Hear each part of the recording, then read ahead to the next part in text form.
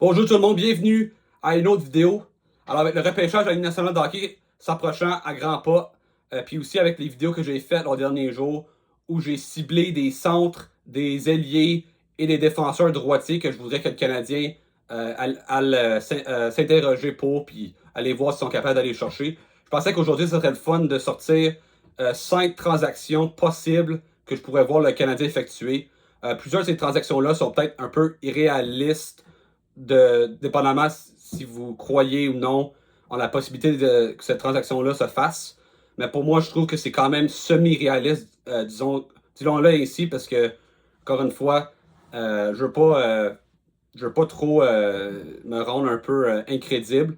Alors, allons-y, on va aller voir quelle transaction que je propose. Bon, dans un premier temps, voici la première transaction que je propose entre les Canadiens et les Rangers de New York. Alors, le Canadien reçoit Alexis Lafrenière et les Rangers reçoivent Kirby Dach, le 16e ou le 17e choix. Alors, ça dépend de ce que les Rangers préfèrent, aussi les joueurs qu'ils ciblent au repêchage. Alors, pour moi, c'est une transaction, évidemment, où le Canadien obtient un joueur que, évidemment, on sait tous, il a été choisi premier en 2020. Il n'a pas vraiment rempli les attentes qu'on avait dans le temps. Évidemment, Lafrenière était vu comme étant peut-être une future mais certainement une super vedette. Puis il y avait du monde qui pensait même que ça pourrait être un joueur générationnel. Moi, personnellement, je croyais pas trop à ça, là, quand même.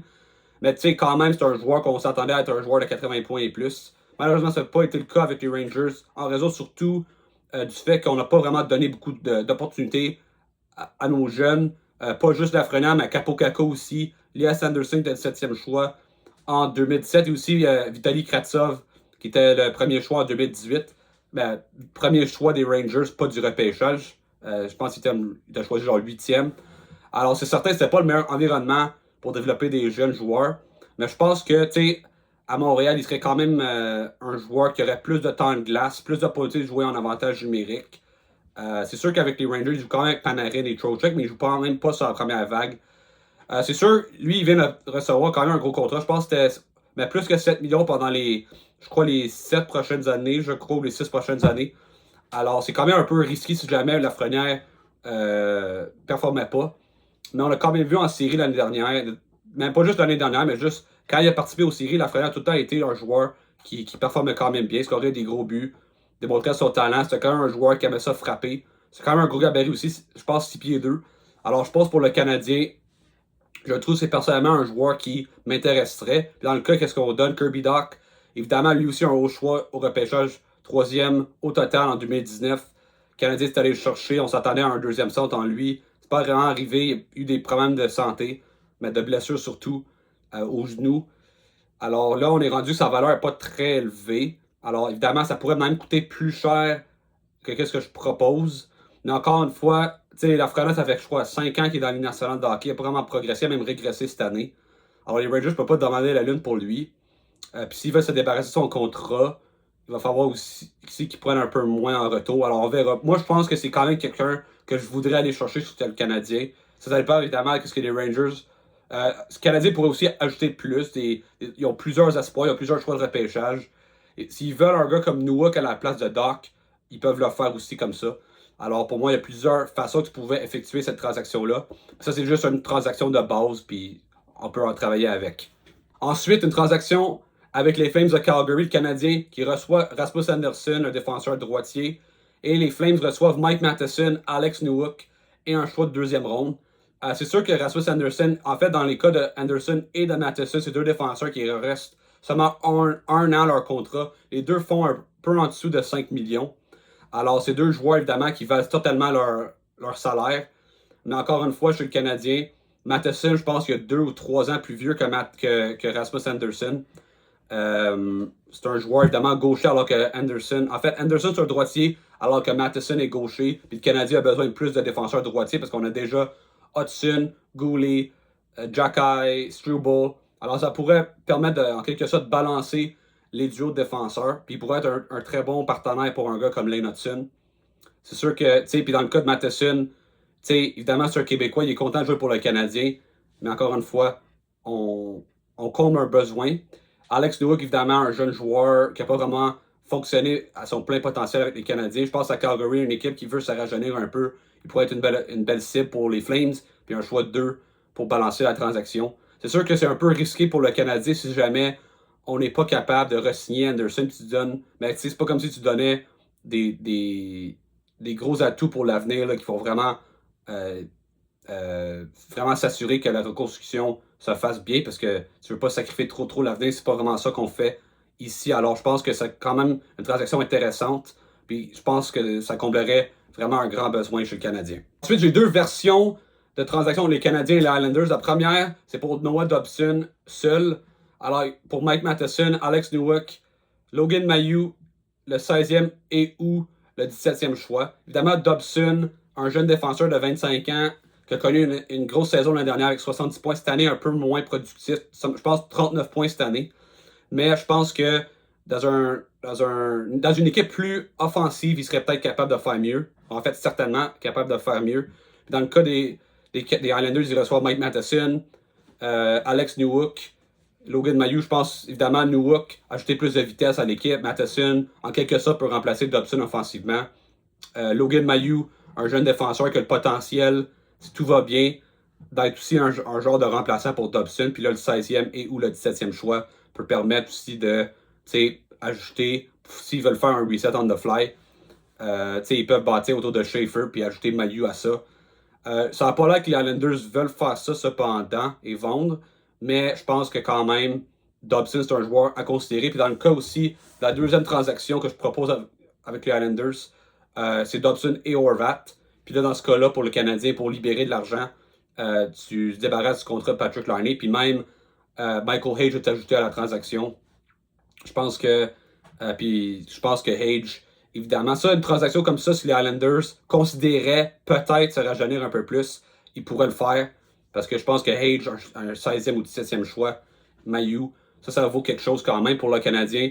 C'est sûr que Dobson, c'est un agent libre avec restriction actuellement. Fait qu'il va falloir que tu donnes un gros contrat. Mais encore une fois, imagine un top 4, Hudson, Dobson, Goulet et Reinbacker serait quand même tout un top 4. Puis dans le cas de Horvat, il fit très super bien sur comme deuxième centre chez le Canadien. Je comprends qu'il reste encore 6 ans à 8,5 millions. Mais avec la masse salariale qui monte, c'est quand même un joueur très responsable sur 200 pieds, un bon marqueur. Je pense qu'il bon sur les mises en jeu. Je pense que ça serait quand même un excellent fit malgré le contrat. Alors je pense pour le Canadien. Moi, j'adore la deuxième transaction, mais je pense pas que ces transactions-là avec les Islanders sont super réalistes. Je pense que les chances à arriver sont beaucoup moins fortes qu'à, mettons, avec des exemples avec les Flames et avec les Rangers. Là, voici une transaction que je trouve super intéressante avec les Stars de Buffalo qui, il semblerait que peut-être il y a un quart de l'équipe qui voudrait quitter l'équipe. Et un de ces joueurs-là, c'est J.J. Peterka, un jeune de 23 ans qui vient de connaître une saison de 68 points, dont 27 buts, je crois. Alors, évidemment, un joueur qui, si vous n'avez pas vu la vidéo que j'ai faite sur les alliés, ça a été le premier joueur que je voudrais avoir le plus. Là, en retour, le Canadien donne Kirby Dach, Logan Mailloux, Michael Hage, le 16e et ou le 17e choix. Pour moi, ça vaut la peine. Peterka, c'est pas le plus gros gabarit, mais c'est un joueur compétitif, c'est un joueur productif. Je pense qu'il serait un super bon fit à Montréal sur le deuxième trio. Puis dans le cas de Kirby Dach, évidemment, les Sabres ont pris Josh Norris contre Dylan Cousins. Alors, on sait jamais. Puis dans le cas de Logan Mailloux, un défenseur droitier, Buffalo, ils n'ont pas vraiment ça dans leur système. Même sur l'équipe. Michael Hage, ça va être un joueur top 6 à long terme pour Buffalo. Puis le 16e ou 17e choix. Là, c'est vraiment les Sabres qui vont même recommencer s'ils font ça. Puis ça a l'air aussi, c'est pas juste Peterka qui va être échangé, comme j'ai dit tantôt. Il y a un quart de l'équipe qui voudrait être échangé. Je pense que ça a l'air que Tuck voudrait être échangé. Ça a l'air qu'il voudrait échanger Byram. Peut-être même, j'ai entendu Tage Thompson aussi. Alors, ça va être très intéressant de voir ce que Buffalo va faire. Mais comme c'est Buffalo, une équipe que par le passé a eu cette habitude de vraiment être une équipe qui donne plusieurs bons joueurs, fournit des excellents joueurs pour les équipes aspirantes.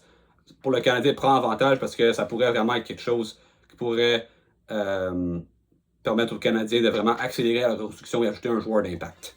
Et là, finalement, évidemment, une transaction que tout le monde veut voir si vous êtes partisan du Canadien de Montréal. Mais je pense qu'il y a une certaine possibilité que ça pourrait arriver, surtout avec ce qu'on entend sur cette équipe-là.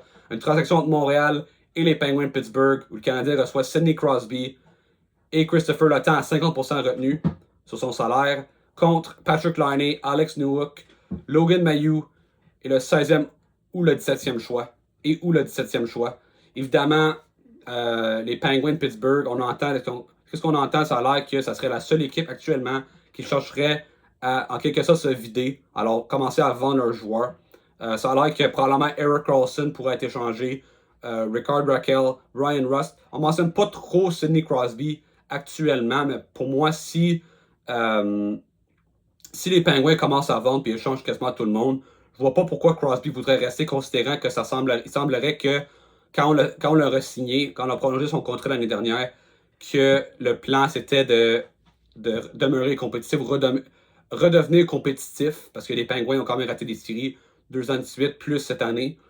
Mais là, dans ce cas-là, ici, le Canadien prend avantage. Crosby aura probablement une liste de 3-4 équipes. Je suspecte que le Canadien sera là. Probablement avec des équipes comme Colorado, avec McKinnon, peut-être les Rangers avec Mike Sullivan, peut-être même les Kings avec son agent Pat Brisson qui habite à Los Angeles. Alors je pense que quand même. Mais tu sais, s'il y a seulement 4 équipes, admettons, les Penguins ne peuvent pas demander la Lune parce que il faut qu'ils respectent leur capitaine. Alors, puis pour moi, le Canadien a exactement ce que les Penguins ont besoin, c'est-à-dire des choix et des espoirs. Puis je pense pour moi, Crosby, il permettrait vraiment d'élever le niveau de jeu du Canadien.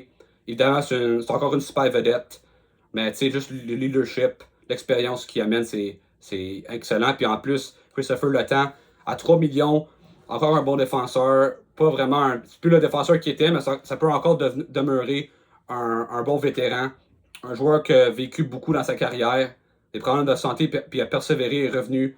Moi, je pense que ça serait quand même bien. Puis dans le cas de qu'est-ce qu'on donne, Patrick Laine, évidemment, c'est vraiment pour balancer la transaction, parce qu'évidemment, 8,7 sur Crosby, 3 millions sur Le Temps, besoin d'envoyer du salaire, tu peux donner Patrick Laine. Puis tu sais, Laine peut permettre quand même, il veut marquer des buts, ça va quand même permettre en quelque sorte aux Penguins de vendre des tickets l'année prochaine et en même temps perdre, parce que même s'il va scorer des buts, il va probablement en coûter plus. Alors, ça, c'est à tout avantage pour les Penguins. Puis c'est juste un an, c'est pas un contrat de encore 3-4 ans.